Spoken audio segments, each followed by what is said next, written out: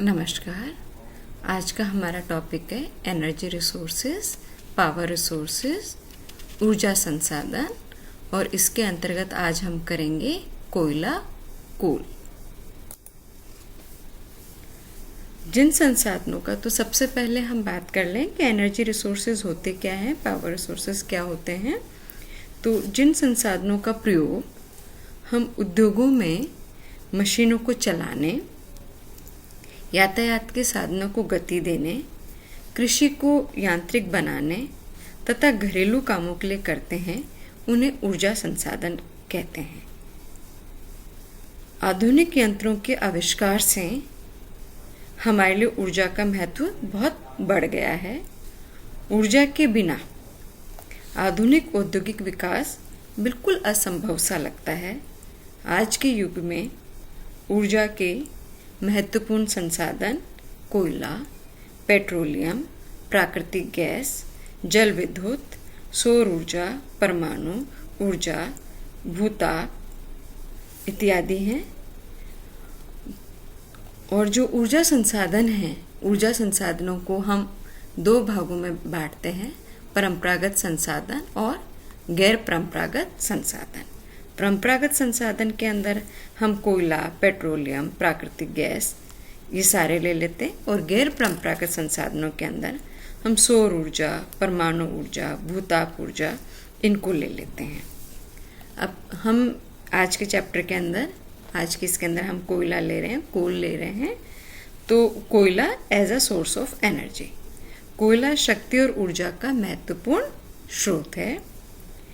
पहले ये केवल घरेलू कार्य के लिए प्रयोग में आता था, घर के काम में ही लेते थे, परंतु 18वीं शताब्दी के 18th सेंचुरी के अंतिम चरण में भाप के इंजन के आविष्कार से ये एक महत्वपूर्ण ईंधन बन गया, फ्यूल बन गया। भाप के इंजनों से कारखानों, रेलों तथा जलयान आदि चलाने लगे। फिर क्या हुआ? 20वीं शताब्दी के शुरू तक संसार में कुल ऊर्जा का 90% से भी अधिक भाग किसके द्वारा आते थे? कोयले से प्राप्त होता था। बाद में धीरे धीरे और संसाधन आने लगे। बाद में अन्य संसाधनों के विकसित हो जाने पर उसका महत्व थोड़ा सा कम हो गया, परंतु कोयला लंबे समय तक अपनी महत्वपूर्ण भूमिका निभाता रहा। हमें जिस प्रकार जीवन के लिए भोजन की जरूरत होती है, आहार की जरूरत होती है, उसी प्रकार उद्योगों को, इंडस्ट्रीज को कोयले की आवश्यकता होती है। इसलिए उसे उद्योग की रोटी कहा जाता है। लोहा इस्पात, आयरन एंड स्टील जैसे उद्योग तो कोयले के बिना पनप ही नहीं सकते, इसलिए इसे काला सोना, ब्लैक गोल्ड भी कहते हैं। तो ब्लैक गोल्ड क्या हुआ?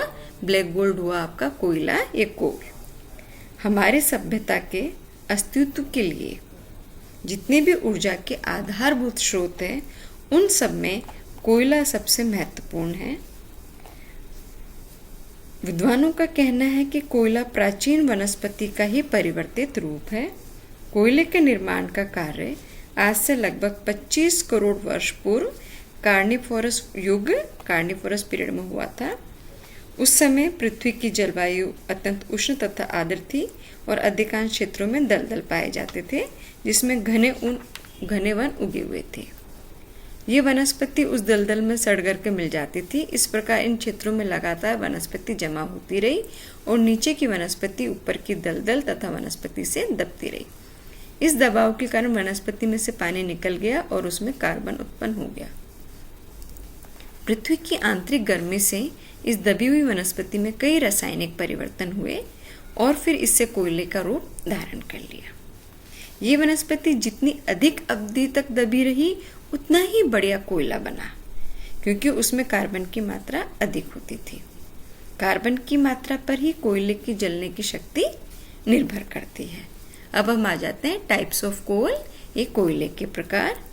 कोयले को कार्बन, आर्द्रता, उसमें कार्बन कितना है, आर्द्रता, उसमें मॉइस्चर कितना है, वाष्पशील पदार्थ तथा राख की मात्रा, एशेस, अमाउंट ऑफ एशेस के आधार पर निम्नलिखित 4 प्रकारों में बांटा जा सकता है। पहला आ जाता है एंथ्रासाइट कोल। ये सबसे बेस्ट क्वालिटी का है, उत्तम किस्म का कोयला होता है। इसमें कार्बन की मात्रा 92% होती है, 90% से अधिक होती है। ये काला और चमकीला होता है। इसमें आर्द्रता बहुत कम होती है। इस कोयले को शीघ्रता से जलाया नहीं जा सकता, परंतु एक बार जलाने पर ये काफ़ी देर तक जलता रहता है और अत्यधिक ऊष्मा देता है, हीट देता है। जलते समय धुआं बहुत कम देता है और जलने के बाद बहुत कम मात्रा में राख छोड़ता है। ये कोयला बहुत सख्त होता है तथा इसके खनन में खर्चा अधिक आता है। इसका प्रयोग घरों में खाना बनाने के लिए तथा ठंडे इलाकों में भवनों को गर्म करने के लिए किया जाता है। दूसरा आ जाता है बिटुमिनस। एंथ्रासाइट के बाद बिटुमिनस सबसे बढ़िया कोयला है। इसमें कार्बन की मात्रा 40% से लेकर 80% तक होती है। इसमें वाष्पशील पदार्थ सबसे अधिक होते हैं। अधिकांश बिटुमिनस कोयले में 60 से 70% कार्बन पाया जाता है। ये कोयला मुलायम होता है। इसका रंग काला या गहरा भूरा होता है। इसमें कुछ नमी का अंश भी पाया जाता है। ये आग जल्दी पकड़ता है और जलने के बाद उसमें थोड़ी सी राख रह जाती है। प्रायद्वीपीय भारत के अधिकांश भागों में बिटुमिनस कोयला पाया जाता है। इनके भंडार झारखंड, उड़ीसा, पश्चिम बंगाल, छत्तीसगढ़ तथा मध्य प्रदेश में संचित है। तीसरा आ जाता है लिग्नाइट। थर्ड टाइप कौन सा है? लिग्नाइट कोयला। इसका रंग भूरा होता है, जिस कारण इसे भूरा कोयला या ब्राउन कोयल भी कहते हैं। इसमें कार्बन की मात्रा 40 से 55% तक होती है। इसमें नमी अधिक पाई जाती है। ये कोयला मुलायम होता है। जलते समय इसमें से धुआं बहुत निकलता है। ये कोयला ऊष्मा कम देता है। जलने के बाद राख बहुत अधिक बनती है। अतः इसका प्रयोग उत्पादक क्षेत्रों के समीप ही किया जाता है। चूरा हो जाता है जब इसको अपन दूसरी जगह ले जाते हैं उठाने या रखने पर। इसका प्रयोग कृत्रिम पेट्रोल तथा ताप विद्युत बनाने के लिए किया जाता है। लिग्नाइट कोयला रासायनिक उद्योगों के लिए एक महत्वपूर्ण कच्चा माल है। इस प्रकार का कोयला राजस्थान के पलाना, तमिलनाडु के नवेली, असम के लखीमपुर तथा कश्मीर के करावा क्षेत्रों में मिलता है। चौथा आ जाता है पीट।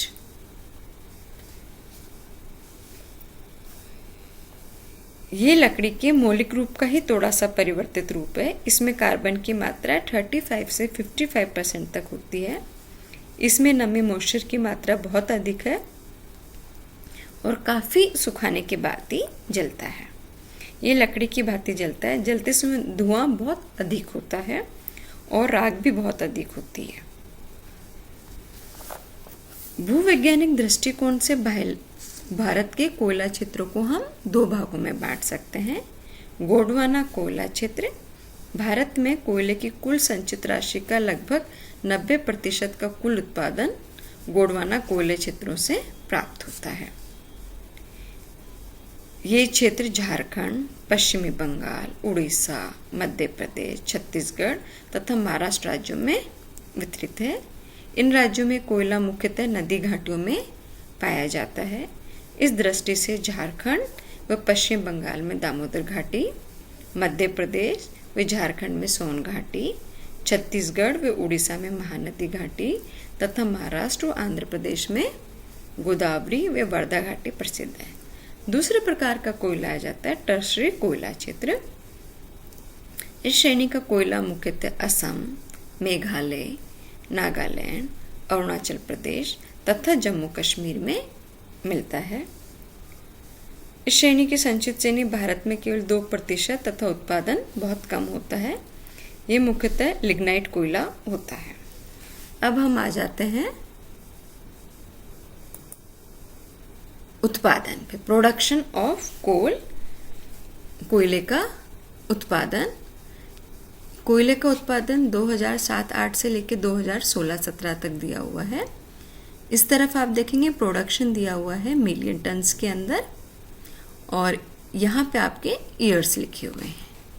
तो हम इसमें देख रहे हैं कंटिन्यूस इसके अंदर इंक्रीज हो रहा है, कहीं कहीं थोड़ा सा है। यहाँ पे हमने देखा 2007-8 के अंदर 450 मिलियन टन्स के आसपास इसका प्रोडक्शन हो रहा था, जो 2008-9 में और बढ़ गया, 500 मिलियन टन्स हो गए। 9-10 के अंदर और बढ़ गया, फिर ये स्टेगनेंट ही रहा, यहाँ से फिर वापस इंक्रीज हुआ वापस। और 2016-17 के अंदर ये 660 के आसपास मिलियन टन्स इसका प्रोडक्शन रहा है।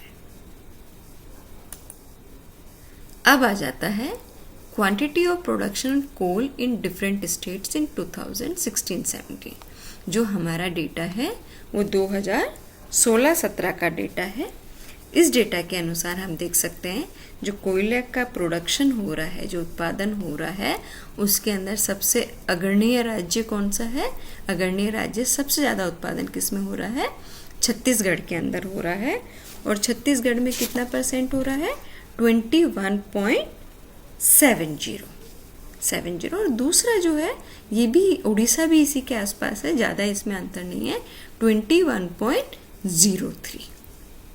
पहले दो जो हो रहे हैं छत्तीसगढ़ है, फिर दूसरे नंबर पे उड़ीसा 2016-17 के अनुसार, है ना। तो अपन छत्तीसगढ़ की बात कर लें तो ये भारत का सबसे बड़ा कोयला उत्पादक राज्य है। इस राज्य में बिलासपुर तथा सरगुजा कोयले के महत्वपूर्ण उत्पादक जिले हैं। बिलासपुर जिले में कोरबा कोयला क्षेत्र 500 वर्ग किलोमीटर पर फैला हुआ है। पिछले कुछ वर्षों से इस कोयला क्षेत्र का महत्व बढ़ गया है, क्योंकि यहीं से भिलाई लोहा इस्पात केंद्र, आयरन स्टील इंडस्ट्री केंद्र को कोयला भेजा जाता है। यहाँ से कोरबा ताप विद्युत केंद्र को भी बड़ी मात्रा में कोयला भेजा जाता है। सरगुजा जिले के बिसरामपुर, झगरखंड, झिलमिली, खारसिया, सोनहर तथा कोरियाड में कोयले की प्रमुख खानें हैं। रामपुर सबसे महत्वपूर्ण खान है इसकी। तो ये हमने बात की छत्तीसगढ़ की। और दूसरा हमारा महत्वपूर्ण राज्य आ जाता है उड़ीसा। यहाँ का उत्पादन हमने बताया 21.03% है, तो ये दूसरे स्थान पर है। उड़ीसा के अधिकांश कोयला भंडार धनकनाल, संबलपुर तथा सुंदरगढ़ जिले में है। धनकलाल जिले का तलछेर कोयला क्षेत्र बहुत महत्वपूर्ण है। कोयले की संचित राशि की दृष्टि से ये रानीगंज तथा झरिया के बाद भारत का तीसरा बड़ा कोयला क्षेत्र है। ये कोयला क्षेत्र 390 वर्ग किलोमीटर पर विस्तृत है। यहाँ का कोयला भाप व गैस बनाने के लिए काम में आता है। तलचेर के ताप विद्युत केंद्र तथा उर्वरक कारखानों को यहीं से कोयला प्राप्त हो रहा है। इस राज्य के दूसरे कोयला क्षेत्र का नाम रामपुर हिमगिर है, जो संबलपुर तथा सुंदरगढ़ जिले में स्थित है। ये 520 किलोमीटर के क्षेत्र पर फैला हुआ है। तीसरा हमारा इसके अंदर आ जाता है झारखंड। झारखंड जिला इसके अंदर आ जाता है तीसरा वाला। और इसका प्रोडक्शन कितना हो रहा है झारखंड जिले के अंदर? झारखंड जिले का प्रोडक्शन हो रहा है 19.08। थर्ड पोजीशन है प्रोडक्शन में 2016-17 में झारखंड की।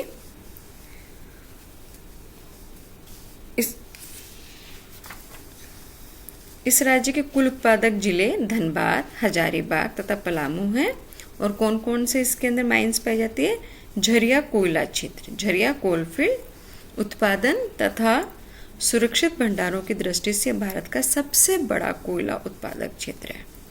यद्यपि इसका क्षेत्र केवल 440 के आसपास किलोमीटर क्षेत्र पर ही है, पर इस क्षेत्र पर काफ़ी करोड़ टन कोयले के सुरक्षित भंडार है।